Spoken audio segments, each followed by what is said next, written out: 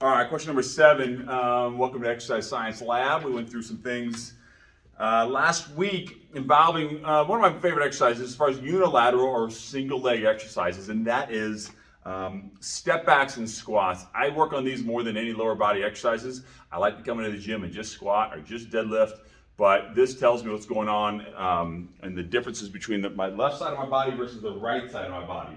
I will start clients with either just floor exercises, so I might just start with stepping back to 6 o'clock, and then maybe to 7:30, out to 9 o'clock, right? So from this position, I might just kind of work on these different steps on the floor, and then we may go to like a 4-inch step, and then up to the 12-inch step. I will start on a 12-inch step, and so what we start with, number 1, is, just this little camera, so it's just a regular step back, here, okay? And what I'm working on is going down, touching, and back up. And what I progress people to is essentially a single leg squat. So remember a squat, an air squat, I'm just gonna be standing on the floor like this. I can do a genie squat and back up. That's your squat, right?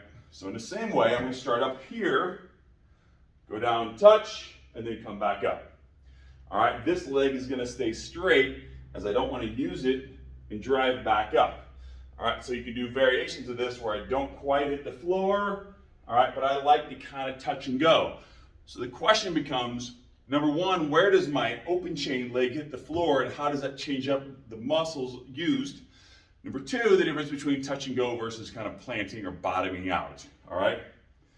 So what we do is we start with this step back, as this gets people using their glutes, their posterior chain, all right? And then I'll bring them in a little closer, and then straight down. So the idea is that I'll watch people, some people will really have a hard time going back here and coming up, versus they're very comfortable going forward like this.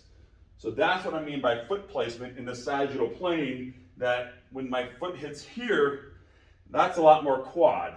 I'm using my glutes, I'm using my hamstrings, but I'm really dominating with my knee and quad. I'm asking my ankle to dorsiflex further, so I'm using more soleus. That's going to be a little tougher. So it just depends on what I want for this client, what I want for this athlete, what we're working on, depending. So I can hit here, here, or here, and that's going to change up the amount of hinge and work I'm doing, not dissimilar from where the bar placement is. If I have more of a front squat position, all right, in here, a goblet squat position, or a high bar squat versus a low bar squat is kind of the equivalent. All right, so the further my foot hits back behind me, the more lumbar spine, the more glutes, the more hamstrings, posterior chain. I can even it out somewhere, and then I can go forward on my knees. The other one is a touch and go versus bottoming out. Especially if someone is quad dominant, what they'll do is they'll go down and drive right back up. And this is fine, as long as they're not using this leg too much, all right? But what I'll have people do is totally bottom out. Bottom out, turn your muscles off, and then drive up, focusing on your hip drive. So from this side, I want to hit the ground bottoms up, bottom out. And then really focus on waking up this hip and drive that hip up and forward each time, and that's going to engage much more hip and hamstring. All right? Because that again is going to mimic, I started sitting, is that we might be working with an athlete who just wants to jump higher. But you might be working with an older person who just has a hard time getting it from a chair. And they're not doing a squat, right? We're not sitting down and standing back up every time we get out of a chair. We need to be able to help someone who's sitting for 10 minutes or 2 hours, then turn around and generate power and stand up. So in the same way, it's okay if this leg hangs out here for a little bit, and then what I have to do is then engage, get into an athletic position, turn on my muscles. I'm looking for that optimal muscle length and yada yada to then drive up without using this leg.